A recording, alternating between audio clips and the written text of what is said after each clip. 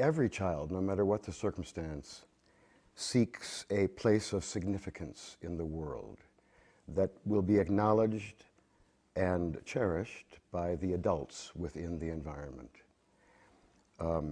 I have found in working with street kids in New York City that even those kids who are not embedded and embraced by a family structure create their own family structure amongst themselves, with a father figure and a mother figure and so on. In finding a place of significance, children need to participate. And children who've been traumatized often shut down in their natural exuberance to play and to engage with other people. And so the process of involving them in play is one of invitation. And in our discussions about what your organization has been doing, it seems to me that that approach has been taken and it has been successful.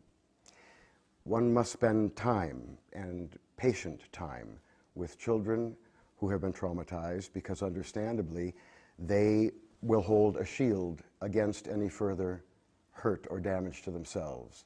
And that might result in a child, from our perspective, who is sullen, silent, angry, withdrawn,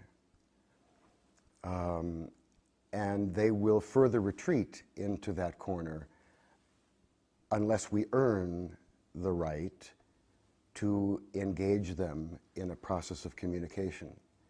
That process of communication between you and me, for instance, would be in words. With children, it often is not in words. That's the first thing they will do, is stop talking. Because words are inadequate to express the depth of the feeling that they have. Even we as adults sometimes are speechless because we can't communicate what is deeply in our heart. So play is extremely useful in engaging a child who has withdrawn because it's less threatening to them. Their vocabularies, by the way, are not as broad or sophisticated as ours. Not in words. They have a different vocabulary. For quite a number of years, I worked with autistic children.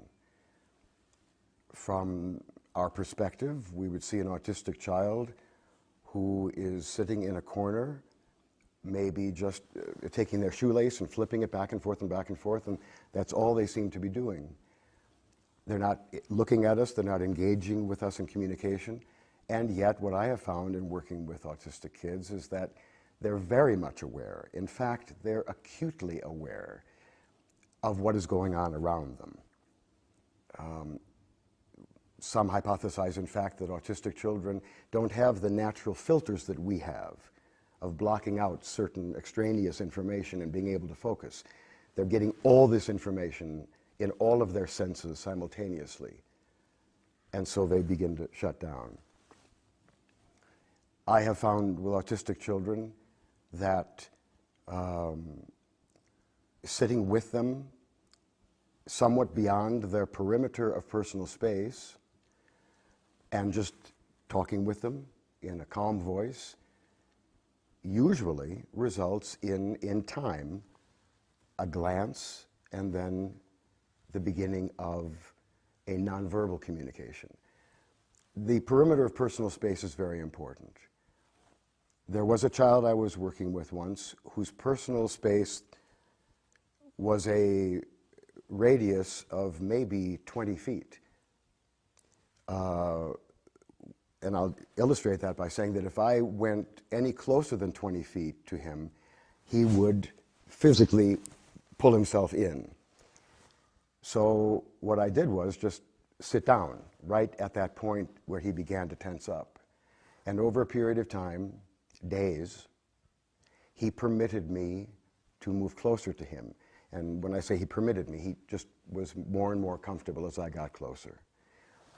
I guess underlying all that I'm saying with traumatized children is that we must be extremely patient. They have defenses that cannot and should not be broken. Even though we might feel an urgency to reach these children, The defenses are there for a reason.